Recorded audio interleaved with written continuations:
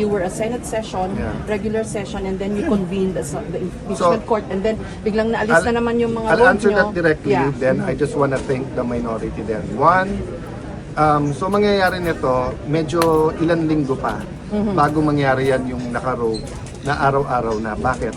Kasi may 10 days pa para sumagot ang Vice President, tapos 5 days pa, tapos pre-trial pa. Okay. So yung actual na trial, malamang yan, tatama yan naka-break, so malamang yan, maka-araw-araw kami, pero may committee hearings. Ngayon, pagka nagka-session na ulit, yun ang mas malaking challenge kasi kung tutusawa yung everyday, kailan tayo magsa-session. Pero we will balance it. But I want to take the minority because they're statesman and professional enough. Nagkausap-usap kami na while they don't have the numbers, yung usual na proseso sa Senado, wag natin i-delay. Senate President Cayetano, if we reverse engineer what happened nung Wednesday, parang tama ho ba na kulang ng communication between the GSIS and the Senate? Hindi kulang. They were not informed. Hindi. You were not informed na nagbarena Hindi sila. kulang. Sinadya nila. Sinadya nila. Never, ang GSIS never nagpapasok ng NBI kung may problema sa peace and order. Police parati yun. Okay. Number 2, ibabarena mo yung pinto na lalabas yung mga senador. Isasara mo yung gate sa likod kung kailan lalabas yung mga senador. Tapos nung tinanong namin, wala daw NBI sa loob. O bakit yung ngayon yung may pulbura sa kamay at dito sa loob ng Senate nahuli? Diba? Could it have been simpler kung in-inform kayo ng GSIS na magbabarena kami to secure Yes, pero the door? masisira plano nila. Oh, so you're Malalaman saying- namin eh. Malalaman kasi, it's okay. Malalaman kasi namin eh. Malalaman namin. So you're saying to at deliberate? At this point in time, the burden is on them to prove to us that it's a series of coincidences. Okay. Kasi pag ni-reverse engineer namin, plinano talaga nila na pakita sa Senate na ganyan ha. Sige, may numero kayo, nandyan si Bato, ganyan ha. Papaligiran naman namin kayo ng mga armado. Senator Gringo Nason said it best. Diba?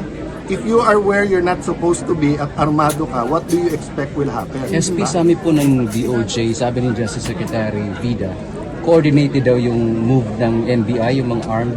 Inamin niya na coordinated sa kanya. Anong and reaction then he niya? wants to investigate. Gusto ni Secretary Vida mag-imbestiga ang NBI at DOJ, pero sila ang dapat imbestigahan eh. Kaya nga ang message ko sa kanya, hindi ka pwedeng bida kung kontrabida ka. Okay? So kung gusto mo mag-imbestiga, kailangan neutral ka. Si Secretary John Vic, hindi ko kasama sa politika. Si Secretary John Vic, maraming policies namin, hindi niya gusto ka. Pero nung pumunta siya dito, malinaw. Impartial, sabay tayo, ano kailangan mo sir? Kailangan ko CCTV, sinabit namin.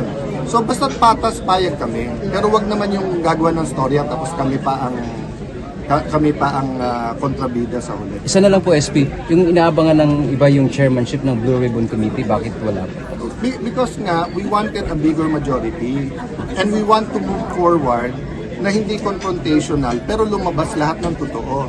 So we're considering everyone. We're considering Senator Marcoleta but we're also considering someone else. O sabihin ko na, we're considering Senator Pia. Diba?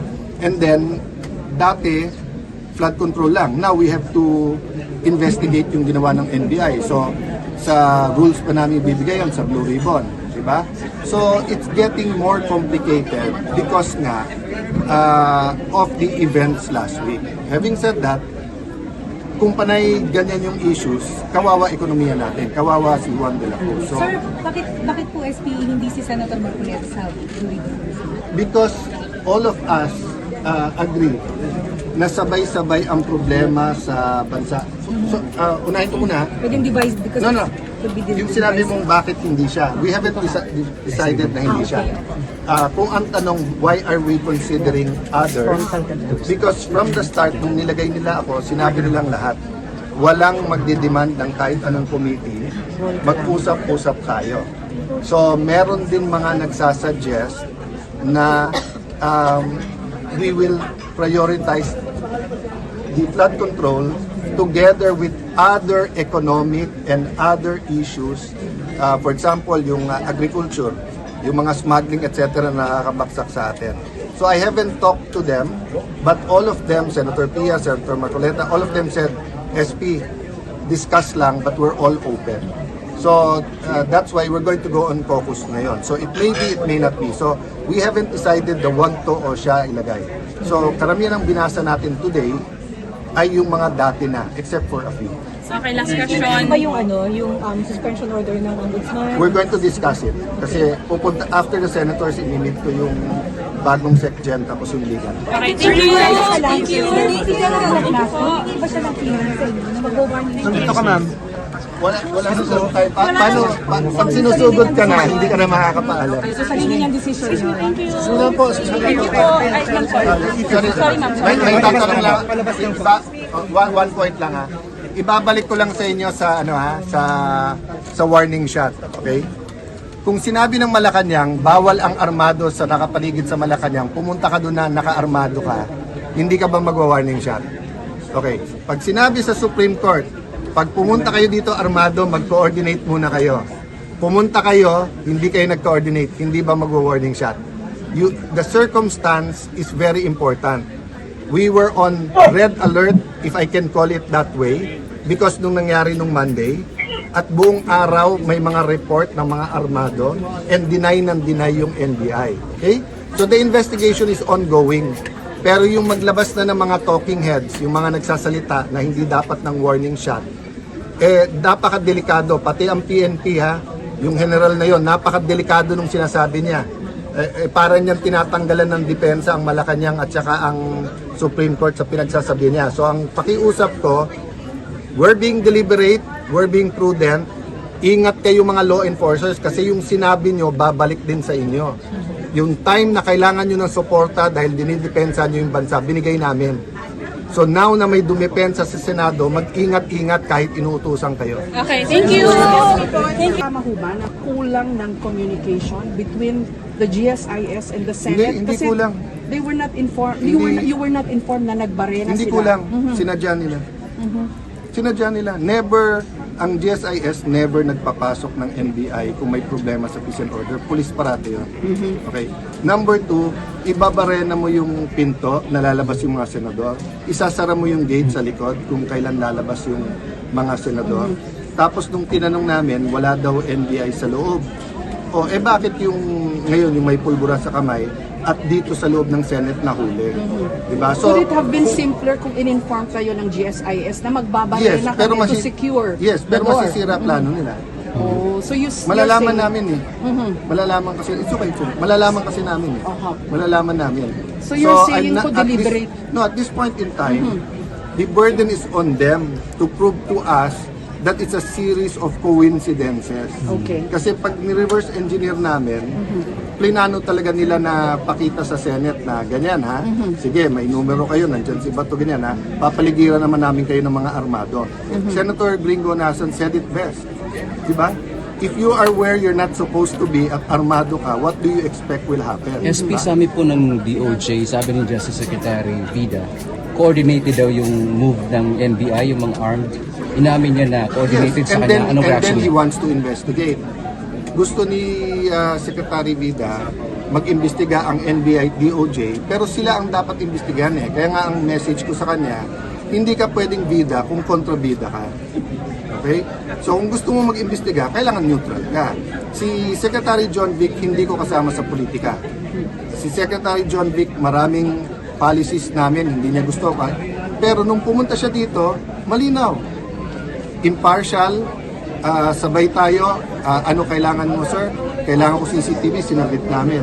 So basta patas, payag kami. Pero wag naman yung gagawa ng storya tapos kami pa ang kontrabida sa huli. Isa na lang po, SP, yung inaabangan ng iba yung chairmanship ng Blue Ribbon Committee, bakit wala? Because nga, we wanted a bigger majority and we want to move forward na hindi confrontational pero lumabas lahat ng totoo. So we're considering everyone. We're considering Senator Marcoleta but we're also considering someone else. O sabihin ko na, we're considering Senator Pia. Diba?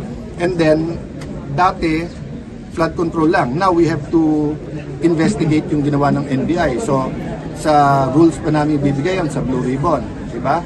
So, it's getting more complicated because nga of the events last week. Having said that, kung panay ganyan yung issues, kawawa ekonomiya natin, kawawa si Juan de la Cruz. So, Sir, bakit po SPE hindi si Senator Marcoleta sa jury?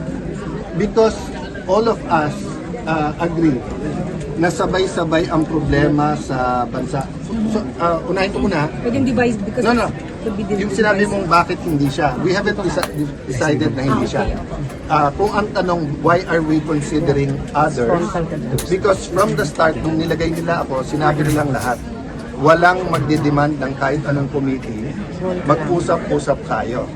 So, meron din mga nagsasuggest na we will prioritize the flood control together with other economic and other issues.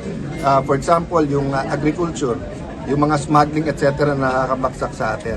So I haven't talked to them, but all of them, Senator Pia, Senator Marcoleta, all of them said, SP, discuss lang, but we're all open. So that's why we're going to go on caucus ngayon. So it may be, it may not be. So we haven't decided the one to o siya ilagay. So karamihan ng binasa natin today ay yung mga dati na, except for a few. Okay, last question. Ano ba yung suspension order ng ombudsman? We're going to discuss it. Kasi pupunta, after the senators, inimit ko yung bagong SecGen tapos yung legal. Okay, thank you.